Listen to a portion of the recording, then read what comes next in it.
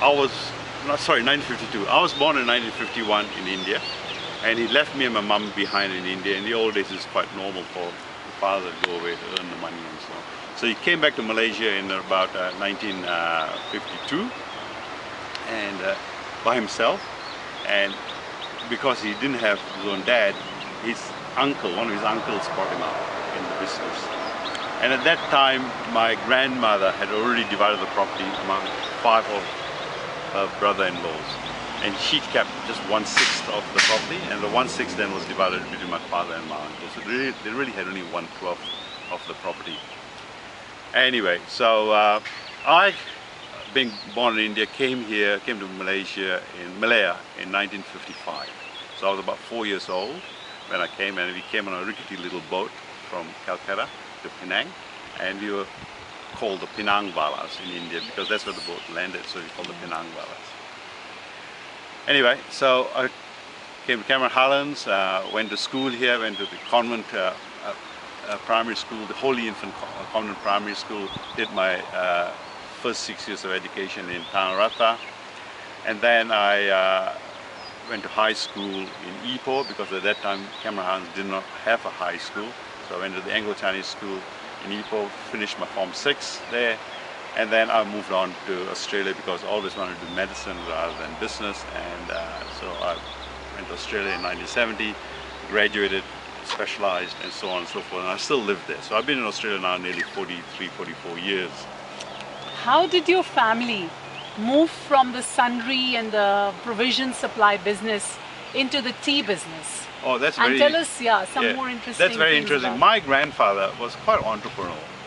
While he was in Tapa running a provision store, he had already expanded into a little bit of rubber plantations, very small acreages. I think this is 75 acres in Tapa, in partnership with the uncle that brought him to Malaysia in 1908. And then as he opened his shop in Cameron Highlands in Tanah Rata, he had an opportunity to buy 50 acres of land in a little place called Kuala Kerala in those periods. I think that was around the 1930s. And as you know, the war broke out in 1940-41. All the estates became jungle, as neglected and left behind. So when my father came here, as I told you, in 1952, he revived the tea plantation, and it was all jungle, secondary forest, so they were all cleaned up. The tea bushes are still there, nurtured it, grew 50 acres of very good quality tea.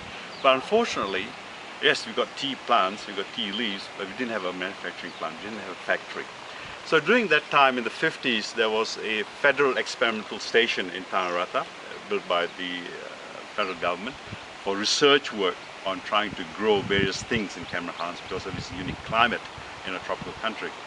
And one of the things they were growing also was tea. So they had approximately 50 acres of experimental tea growing in Tanah Rata, and they also had an experimental factory, a small factory.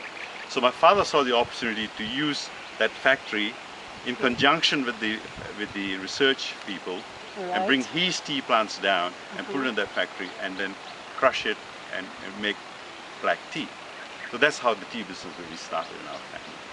And in that period, from the late 50s to the early 70s, in a period of about 20 years, we had expanded from 50 acres to something like about approximately 1,500 acres in Cameron Highlands. And I think we are now the second largest producer of tea in Malaysia. Okay, tell me something. You visit Camerons very often. Yes, I do come every year. And how do you feel about this place over the years? Well, what has been your... What I've noticed is this. When I was a young kid here, when I was going to school here, in the morning there's always mist or fog, if you like. And we had to walk to school, which was only far, only about 500 yards away from home. But if you had to wear a jumper, it was cold.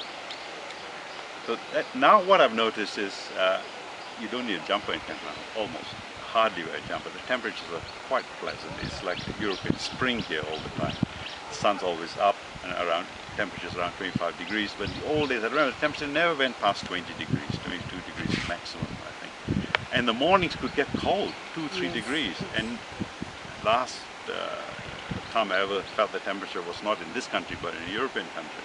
And now the temperatures in the morning are around 10, 12, 15 degrees. so it's quite warm. The other thing I noticed, very interestingly, is there are now more flies here than butterflies.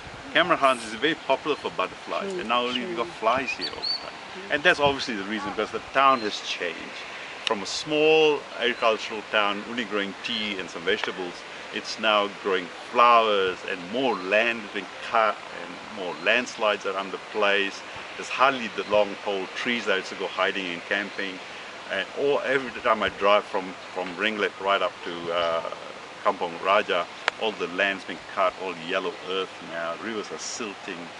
And I think, What about the waterfall that well, I can't see the waterfall. Where's the waterfall? You said you learned how to swim in Yes, Parrot in Parrot's Waterfall. I learned how to And- swim there, and we used to practice our martial arts there.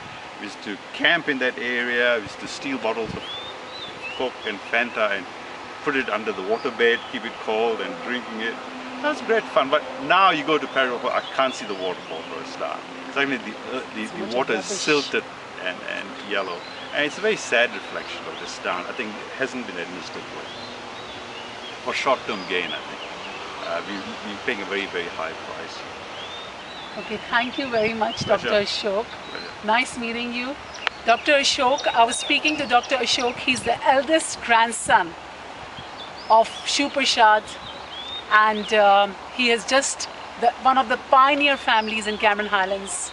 History of the Shiv Prasad family is synonymous with the history of Cameron Highlands. They have expanded, they have done a lot of work in corporate social responsibility. They've got the educational foundation, and they're giving back to society as well. Thank you very much, Dr. Pleasure. Ashok.